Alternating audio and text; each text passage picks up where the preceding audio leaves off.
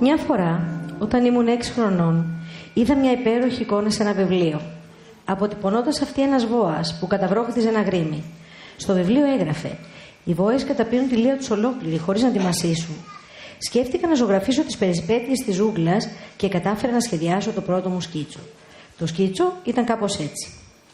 Το έδειξα σε ενήλικες και τους ρώτησα αν τους φόβησε το σκίτσο μου. Εκείνοι μου απάντησαν: «Γιατί να μας φοβήσει ένα καπέλο?» Το σκίτσο μου έδειχνε έναν βόα που χώνευε έναν ελέφαντα. Επειδή οι ενήλικες χρειάζονται πάντα εξηγήσεις για να καταλάβουν, ζωγράφισα την εσωτερική πλευρά του βόα.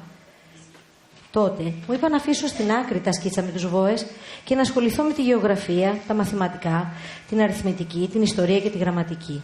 Έτσι, έμαθα να οδηγώ αεροπλάνα. Κατά τη διάρκεια της ζωής μου είχα επαφές με πολλούς σοβαρούς ανθρώπους. Όταν συναντούσα κάποιον που φαινόταν έξυπνος, του έδειχνα το σκίτσο. Η απάντηση ήταν πάντα ίδια: «Είναι ένα καπέλο». Τότε δεν μιλούσα για βόες, ούτε για αστέρια, ούτε για παρθένα δάση, αλλά για γκολφ, πολιτική και γραβάτες.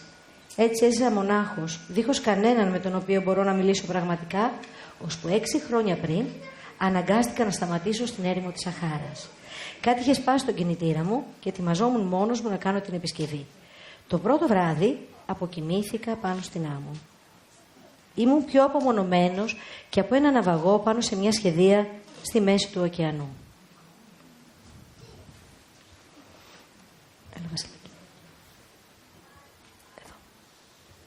Φανταστείτε την έκπληξή μου όταν τα ξημερώματα με ξύπνησε μια περίεργη φωνούλα λέγοντας: «Σε παρακαλώ, ζωγράφισε μου ένα αρνάκι». Πετάχτηκα πάνω, σαν να με είχε χτυπήσει κεραυνός. Κοίταξα προσεκτικά και είδα ένα μικρό περίεργο ανθρωπάκι που με παρατηρούσε σοβαρά. Δεν ξέρω να ζωγραφίζω. Έτσι, σχεδίασα ένα από τα 2 σκίτσα που ζωγράφιζα μικρός. Όχι, δεν θέλω έναν ελέφαντα μέσα σε ένα βόα. Ένας βόας είναι πολύ επικίνδυνος και το σπίτι μου είναι πολύ μικρό. Ζωγράφισε μου ένα αρνάκι.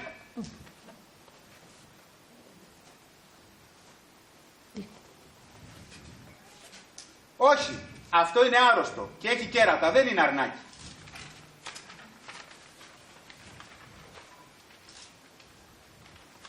Αυτό είναι ένα κουτί και το αρνάκι σου βρίσκεται εκεί μέσα, είπε ο πιλότος.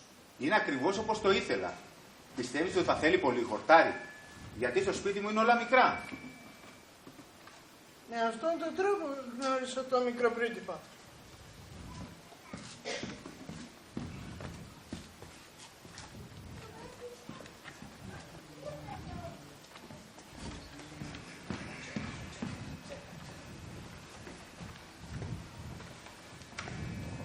Αυτό πετάει, είναι αεροπλάνο. Δηλαδή, έπεσες από τον ουρανό? Εσύ, από πού έπεσες μικρό ανθρωπάκι με τα αρνάκι σου? Το κουτί θα χρησιμεύσει ως σπίτι το βράδυ. Θα σου δώσω και ένα σκηνή να το δένεις. Το σπίτι μου είναι τόσο μικρό που ευθεία μπροστά δεν μπορείς να πας και πολύ μακριά. Έχω βάσιμες υποψίες ότι είναι το μικρό πλανήτη Β612. Την τρίτη μέρα έμαθα για το δράμα των Μπαομπάπ. Είναι αλήθεια ότι τα αρνάκια τρώνε τα δεντράκια?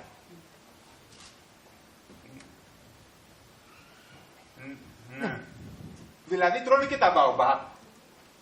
Ναι, αλλά τα Μπαομπάπ είναι μεγάλα δέντρα. Πριν γίνουν μεγάλα είναι μικρά. Πρέπει να τα ξεριζώνω και είναι πολύ βαρετή δουλειά. Ακολουθώντας τις οδηγίες του μικρού πρίγκιπα, σχεδίασε τον πλανήτη του. Ο κίνδυνος των Μπαομπάπ είναι τόσο λίγο γνωστός. Παιδιά, προσέξτε τα Μπαομπάπ.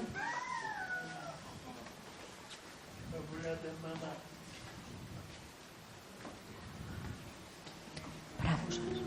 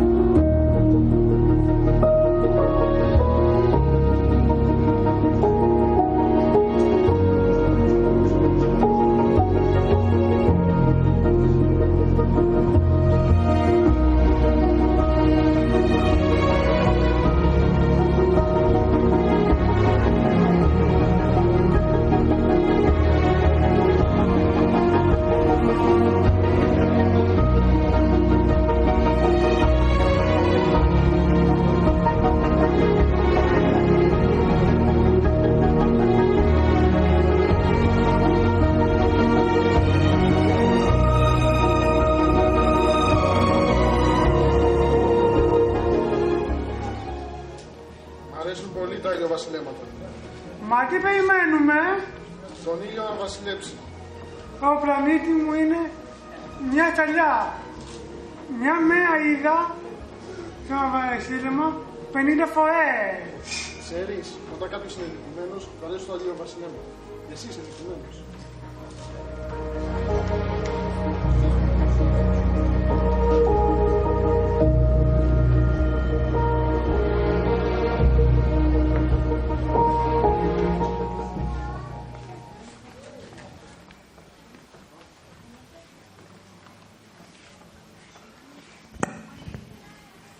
Ένα προβατάκι!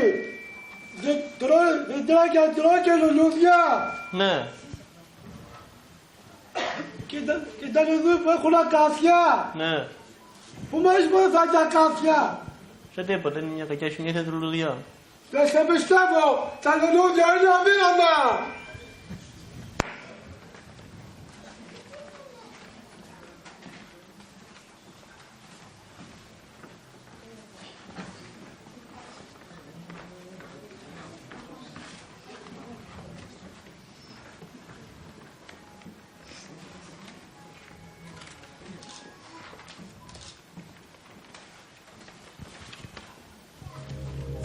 Αυτό με έκανε να νιώθω ντροπή.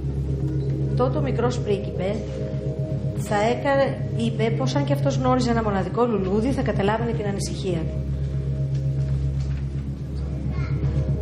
Εγώ έξυπνησα. Τι όμορφοι που είστε. Διψά.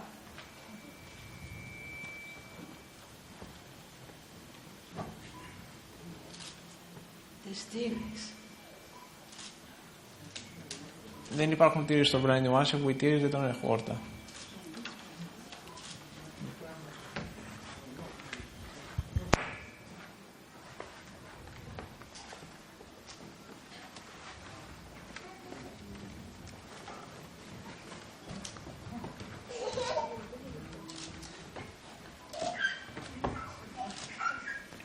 Δεν είμαι χόρτα. Δυνατά. Ζητώ συγγνώμη. Δεν φοβάμαι. Τους τυγρείς στο κρύο αέρα. Να παραβάν.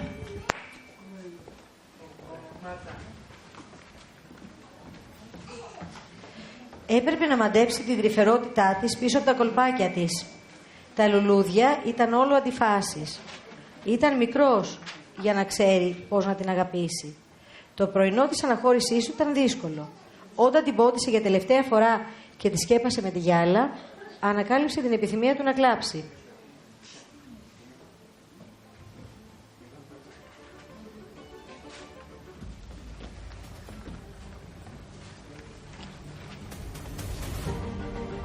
Αντίο.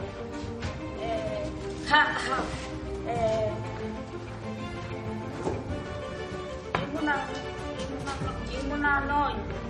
Σου ζητώ να με συγχωρέσεις. Να ξέρεις ότι σ' αγαπώ.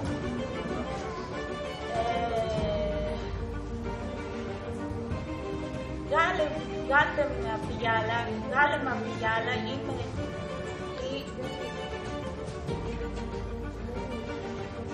Δεν είμαι τόσο κρυωμένη. Μα τα ζώα και ο αέρας. Έχω τα νύχια μου, δεν φοβάμαι τίποτα.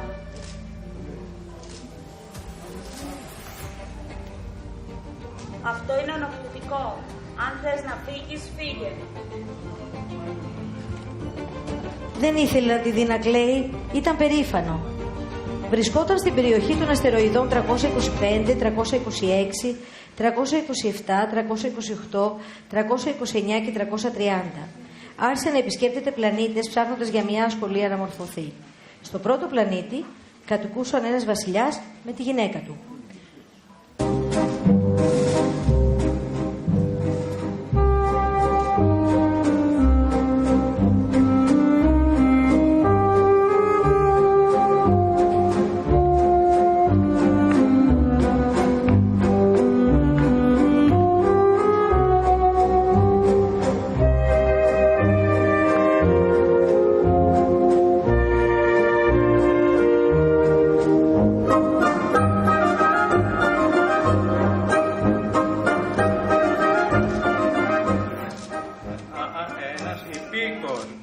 πλησίασε να σε δω καλύτερα. Καλύτερα. Σου το απαγορεύω. Σου το απαγορεύει. Δεν μπορώ να το σταματήσω. Είμαι κουρασμένος από το ταχυδίκι, δεν έχω κοιμηθεί.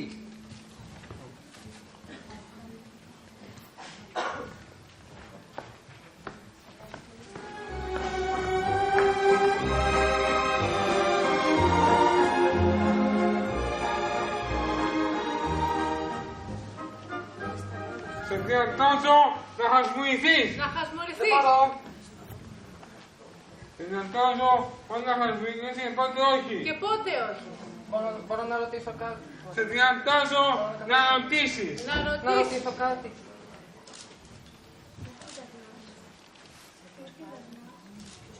Ποιος κύβερνας? Τα πάντα. Τα πάντα. Όλα αυτά και τα αστέρια σας ακούνε? Φυσικά. Φυσικά. Μπορείτε να διατάξετε να δω το ηλιοβασίλεμα? Θα διατάξω, αλλά θα περιμένεις γύρω στις 10:40. Θα περιμένεις. Δεν έχω τίποτα άλλο να κάνω εδώ. Θα φύγω. Μην φύγεις, θα σε κάνω υπουργό δικαιοσύνης. Υπουργό δικαιοσύνης. Μα δεν υπάρχει κανένας για να δικαστεί. Τότε θα κρίνεις τον εαυτό σου. Τον εαυτό σου. Αυτό είναι το πιο δύσκολο. Μπορώ να κρίνω τον εαυτό μου, όπου και να βρίσκομαι. Αντίο. Οι ενήλικες είναι πολύ περίεργοι. Έχουν ένα σπουδαίο αέρα εξουσίας. Στο δεύτερο πλανήτη κατοικούσε ένας ματαιόδοξος.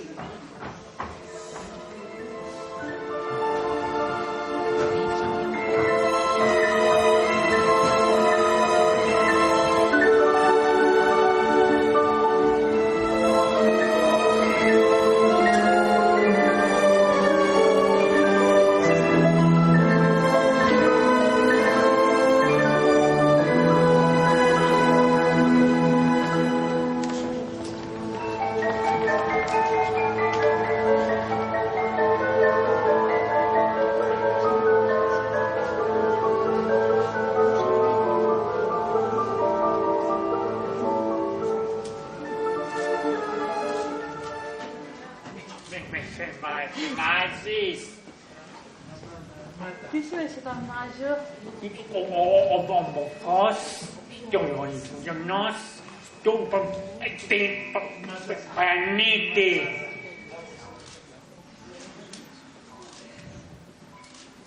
Ο ψύχος έξυπνος.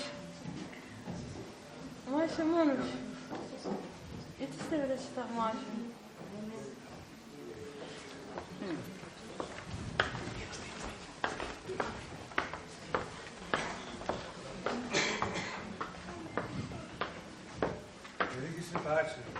Στον επόμενο πλανήτη κατοικούσε ένας μέθησος.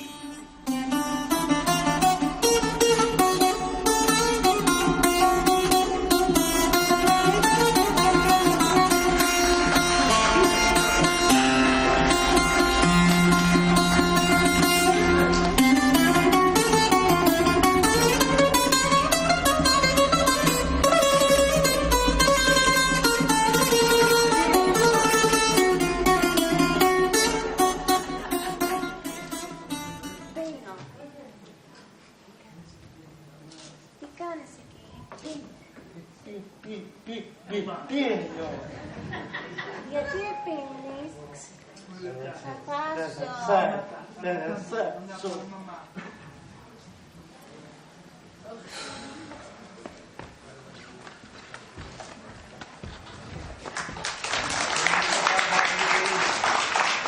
Ο τέταρτος πλανήτης ήταν αυτός των επιχειρηματιών.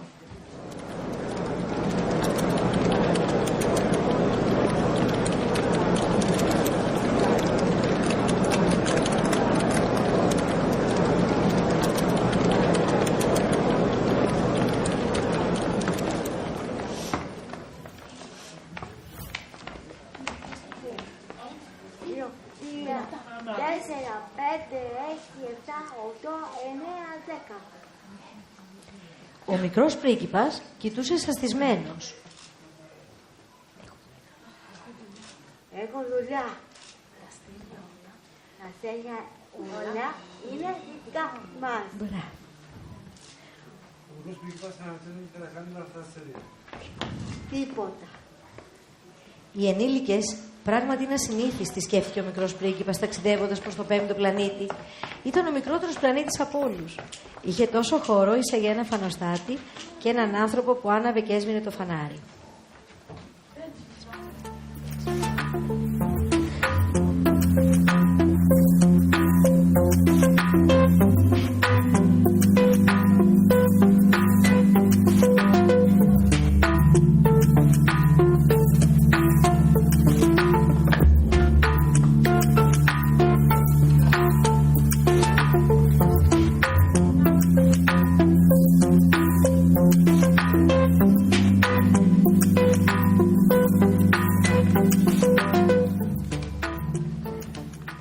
Καλημέρα.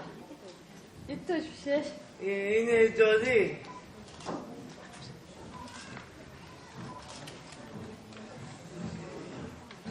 Γιατί τα άφησες πάλι? Εντολή. Το κάθε λεπτό. Οι μέρες κατάνε ένα λεπτό. Ένας μήνας. Είμαι κουρασμένος, θέλω να κοιμηθώ. Είσαι άτυχος. Είμαι άτυχος. Αυτόν εδώ θα τον περιφρονούσαν όλοι οι άλλοι. Ο βασιλιάς, ο ματαιόδοξος, ο μέθησος και επιχειρηματίες. Ωστόσο είναι ο μόνος που δεν μου φαίνεται γελίος. Ίσως γιατί ασχολείται και με άλλα πράγματα πέρα από τον εαυτό του, σκέφτηκε ο μικρός πρίγκιπας. Αυτός εδώ είναι ο μόνος που θα μπορούσε να γίνει φίλος μου. Αλλά δεν χωράμε και δύο εδώ. Ο έκτος πλανήτης ήταν 10 φορές μεγαλύτερος και κατοικείται από έναν ηλικιωμένο που είχε πολλά βιβλία.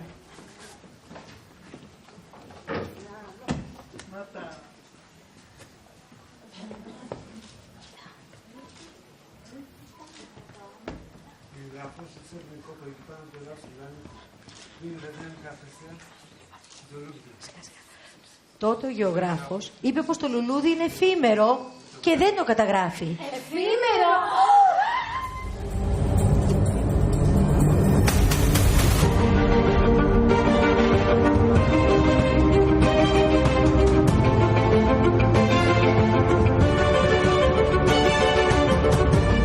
Ο μικρός πρίγκιπας φοβήθηκε ότι το λουλούδι του κινδύνευε να χαθεί. Πρώτη φορά νιώθε μετανιωμένος που το άφησε μόνο του. Δεν είχε παρά μόνο 4 αγκάθια για να υπερασπίσει τον εαυτό του απέναντι στον κόσμο. Ο 7ος πλανήτης ήταν η Γη. Δεν ήταν ένας συνηθισμένος πλανήτης. Εκεί υπάρχουν 111.000 βασιλιάδες, 7.000 γεωγράφοι, 900.000 επιχειρηματίες, 7,5 εκατομμύρια μέθηση, 311 εκατομμύρια ενήλικες.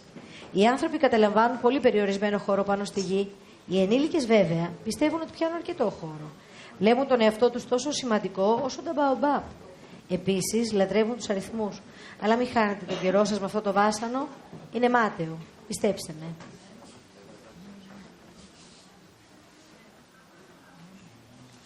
Ο μικρός πρίγκιπας, μόλις έφτασε στο πλανήτη Γη, ήταν έκπληκτος που δεν είδε κανέναν. Φοβήθηκε μήπως είχε έρθει σε λάθος πλανήτη. Μέχρι που ένα παράξενο δαχτυλίδι στο χρώμα του φεγγαριού κουνήθηκε στην άμμο.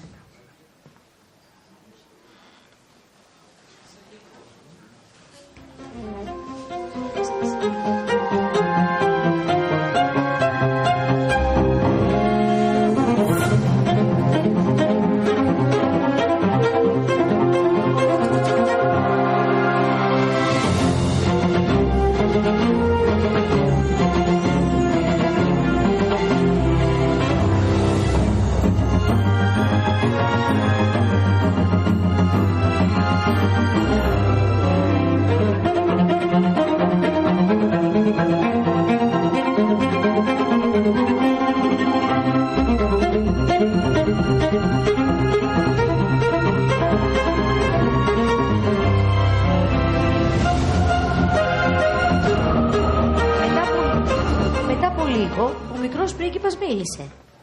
Καληνύχτα. Σε ποιο πλανήτη βρίσκομαι? Καληνύχτα. Είστε στη Γη στην Αφρική. Ώστε δεν υπάρχει κανείς στη Γη. Η Γη είναι μεγάλη. Εδώ είναι η έρημα. Κοίταξε τον πλανήτη μου.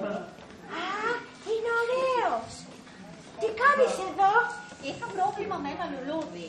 Οι άνθρωποι που βρίσκονται είναι μοναχικά εδώ. Μοναχικά νιώθεις ανάμεσα στους ανθρώπους. Είσαι παράξενο ζώο, λεπτό σαν δαχτυλίδι. Είμαι από ένα δυνατό, από ένα βασιλιά, όταν αγγίζω το μεταφέρω. Από πού βρίσκεται. Μπορείς να βοηθήσω μια μέρα να δεις τον πλανήτη σου. Ο μικρός πρίγκιπας κατάλαβε ακριβώς τι ήθελε να πει το φίδι.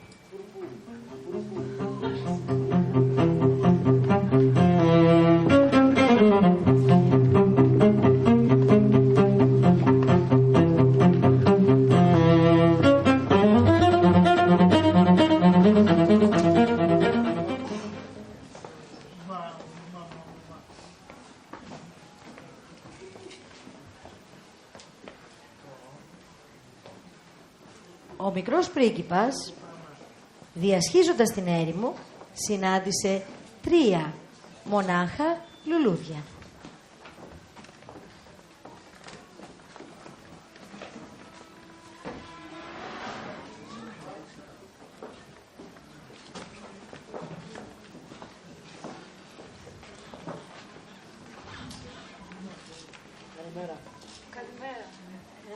Καλημέρα. Πού είναι οι άνθρωποι?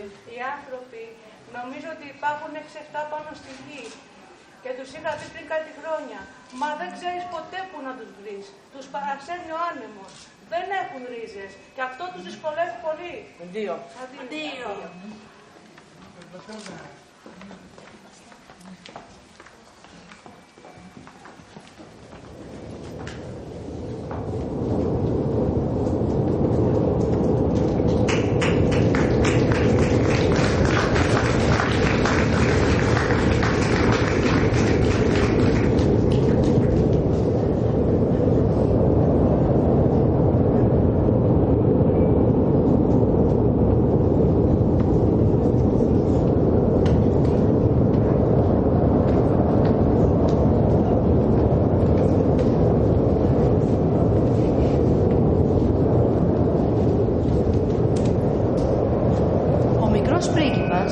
Προχώρησε στην ανάγνωση ενός ψηλού βουνού.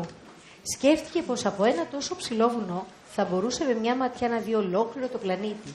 Και με την ευκαιρία είπε: Καλημέρα. Καλημέρα. Καλημέρα. Μέρα.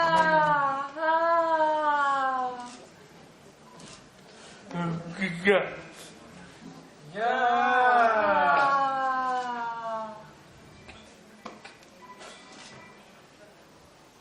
Αναμέρια με.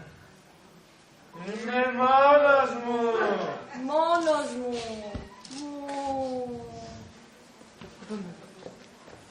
Τι παράξενος πλανήτης, σκέφτηκε ο μικρός πρίγκιπας. Είναι εντελώς ξερός. Είναι ολομήτης και τελείως αλμυρός. Δεν μπορώ να βρω φίλους εδώ. Οι άνθρωποι δεν έχουν καθόλου φαντασία. Επαναλαμβάνω αυτά που λες. Στον τόπο μου είχα ένα λουλούδι που πάντα μιλούσε πρώτο.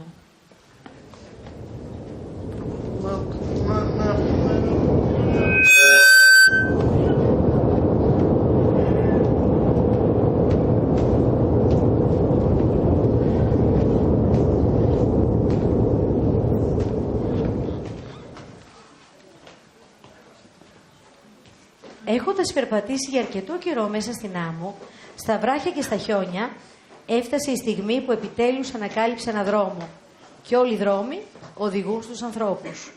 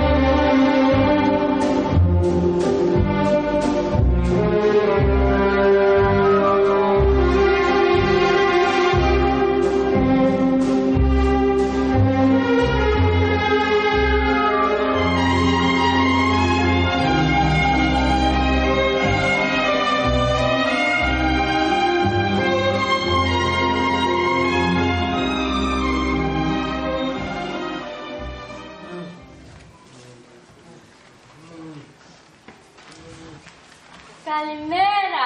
Καλημέρα, τι είσαστε? Είμαστε τα τριαντάφυλλα. Ο μικρός πρίγκιπας έμεινε έκπληκτος. Έμοιαζαν όλα με το δικό του τριαντάφυλλο. Αισθάνθηκε πολύ λυπημένος, καθώς το τριαντάφυλλό του είχε πει πως είναι το μοναδικό στον κόσμο. Θεωρούσε πως ήταν πλούσιος, αλλά δεν είχε παρά ένα συνηθισμένο τριαντάφυλλο.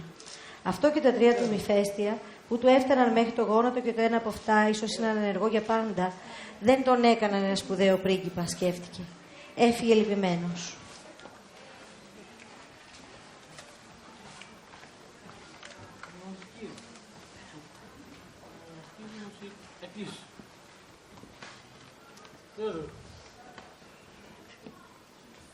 Κύριος.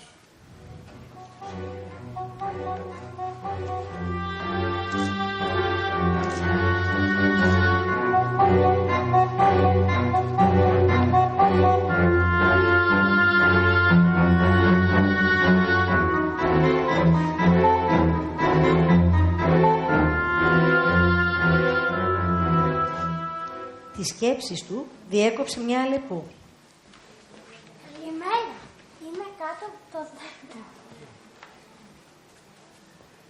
Εδώ είμαι κάτω από το δέντρο. Είσαι πολύ όμορφη. Τι είσαι? Είμαι αλεπού. Έλα μαζί μου, είμαι λυπημένος. Δεν μπορώ, δεν είμαι εξημερωμένη. Τι σημαίνει εξημερωμένη? Είναι κάτι που έχει ξεχαστεί. Αυτή τη στιγμή δεν σε έχω και δεν με έχεις ανάγκη. Αν όμως με εξημερώσεις, θα έχουμε ανάγκη ο ένας τον άλλον. Κατάλαβα, έχω ένα λουλούδι που με έχει ξημερώσει. Η ζωή μου εδώ είναι βαρετή. Το μόνο που κάνω είναι να κυνηγάω κότες. Οι κότες και οι άνθρωποι είναι το ίδιο. Εξημέρωσέ με, σε παρακαλώ, εξημέρωσέ με.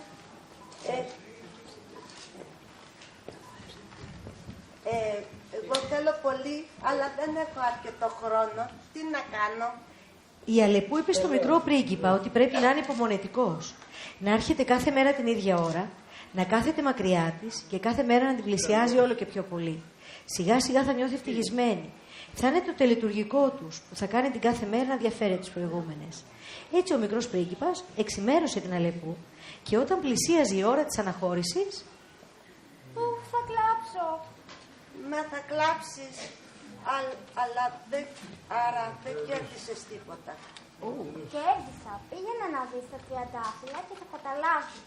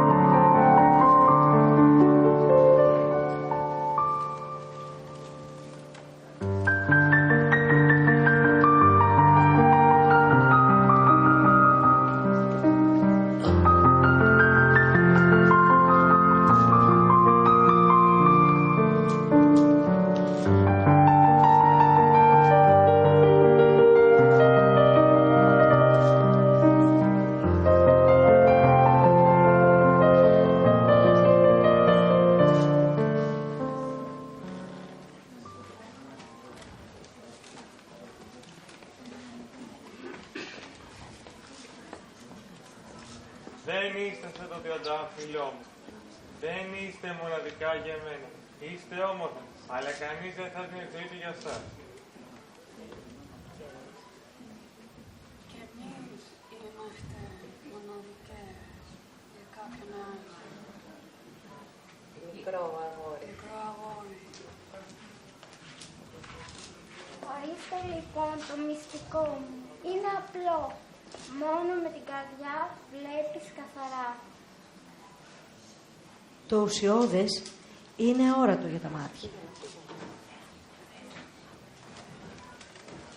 Ο χρόνος που αφιέρωσα για το τριαντάφυλλό μου και την Αλεπού είναι που τα κάνουν τόσο σημαντικά για μένα. Οι άνθρωποι έχουν ξεχάσει αυτή την αλήθεια. Γινόμαστε υπεύθυνοι για αυτό που έχουμε εξημερώσει, σκέφτηκε ο μικρός πρίγκιπας. Την 8η μέρα μετά την βλάβη του στην έρημο, δεν είχε φτιάξει ακόμα το αεροσκάφος του.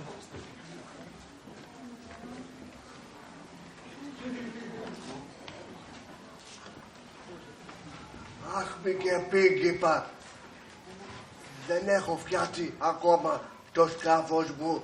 Είναι ωραίες οι αναμνήσεις του. Δεν έχει σημασία. Αλλά θα πεθάνουμε από τη δίψα. Είναι ωραίο να έχεις αποκτήσει άλλο έναν φίλο, ακόμα και να πεθάνει. Είμαι χαρούμενος πια για φίλη μου, μια Αλεπού. Και εγώ δείξα. Ας πάμε να ψάξουμε ένα πηγάδι. Εγώ είχα περπατήσει για ώρες, σιωπηλή μες στην έρημο, η νύχτα έπεφτε και τα αστέρια άρχισαν να λάμπουν.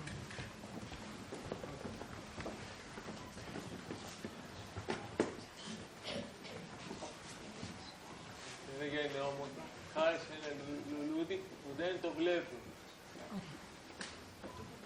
Αυτό που μορφαίνει την έρημο ότι κάπου κρύβει ένα πηγάδι. Αυτό που με συγκινούσε τόσο έντονα στο μικρό πρίγκιπα που κοιμόταν δίπλα μου ήταν η αφοσίωσή του σε ένα λουλούδι. Είναι η εικόνα ενός τριαντάφυλλου που λάβει μέσα του σαν τυφλόγανος λιχναριού, ακόμα και όταν κοιμάται. Τα ξημερώματα ανακαλύψαμε ένα πηγάδι.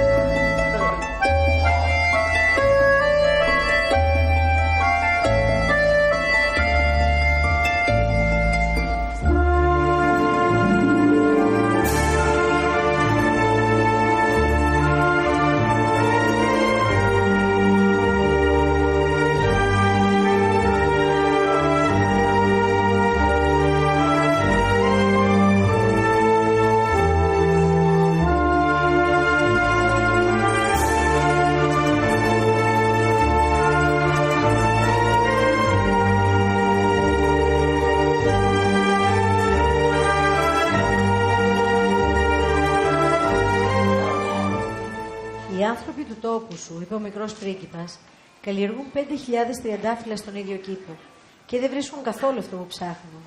Και όμως, αυτό που ψάχνουν θα μπορούσε να βρεθεί σε ένα μόνο τριαντάφυλλο σε λίγο νερό. Όμως τα μάτια είναι τυφλά. Πρέπει να ψάχνεις με την καρδιά. Πρέπει να ψάχνεις με την καρδιά. Ναι.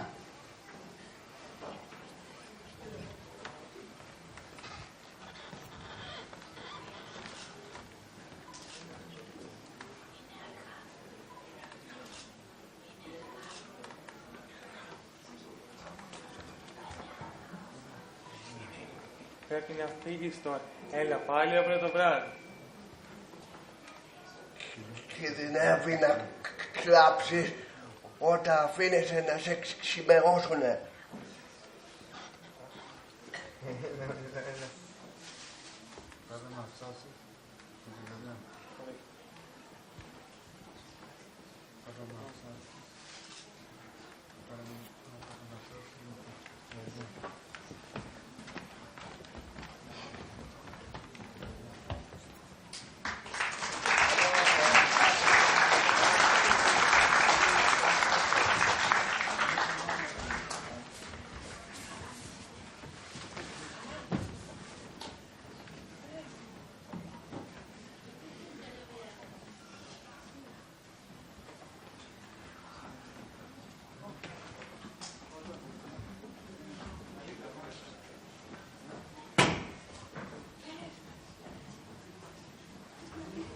Χαρά.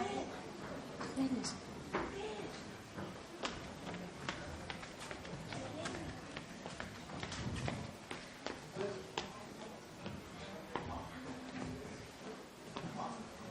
Όταν επέστρεψε το επόμενο βράδυ, είδε τον μικρό πρίγκιπα πάνω σε ένα βαγιό πέτρινο τοίχο. Τον άκουσε να ράει, αλλά δεν έβλεπε κάποιον. Έχεις καλό δηλητήριο. Δεν θα με κάνεις να υποφέρω πολύ,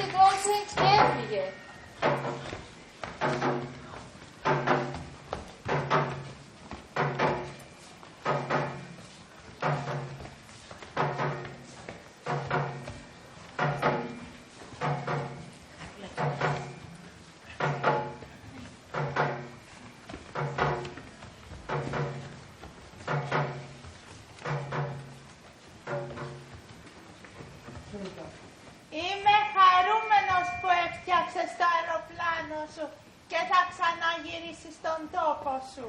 Μα πώς το ξέρεις? Και εγώ σήμερα γυρίζω στον τόπο μου. Θα έχω το ανάκι σου, το κουτί και το φήμοτρο. Δεν αντέχω να το ξαναδώ. Μικρέ πρίγκιπα, θέλω να σου ακούσω να γελάς. Πες μου αυτή η ιστορία του θηλυκού που δεν είναι παρά μόνο ένα κακό όνειρο. Αυτό που είναι σημαντικό δεν φαίνεται. Είναι όπως με το λουλούδι που είναι μακριά στα αστέρι. Τη νύχτα θα κοιτάς τα αστέρια και αφού κατοικώ σε ένα από αυτά και αφού θα γελώ θα είναι σαν να γελάνε όλα τα αστέρια.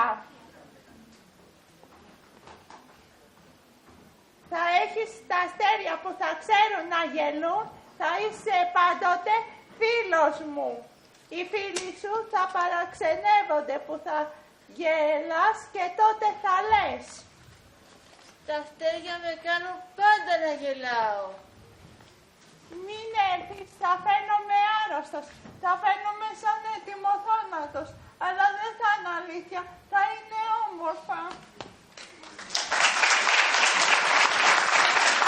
Ξέρεις το λουλούδι μου, είμαι υπεύθυνος γι' αυτό.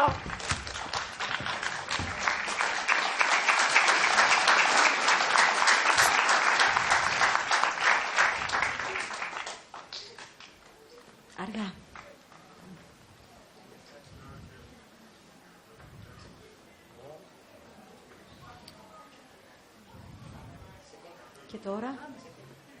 Και τώρα? Και τώρα έχουν περάσει 6 χρόνια από τότε, αλλά ακόμα σκέφτομαι πως ξέχασα να βάλω λουρί στο φήμοτρο που σχεδίασα για το αρνάκι του. Τι θα έγινε στον πλανήτη του, μήπως το αρνάκι έφαγε το λουλούδι του? Αμέσως λέω σίγουρα όχι, θα βάζει κάθε βράδυ στη γυάλα το λουλούδι του και θα προσέχει πολύ το αρνάκι του και τότε θα νιώθω ευτυχισμένος και όλα τα αστέρια θα γελάνε γλυκά. From Highlands Ranch. Κι αν καμιά μέρα ταξιδέψω στην Αφρική, μη βιάσεις που είμαι λιγάκι κάτω από το αστέρι και αν πλησιάσει προς το μέρος σας ένα παιδί που γελάει, κάντε μου τη χάρη και μη μου αφήνετε λυπημένο. Γράψε μου γρήγορα πως ξαναγύρισα.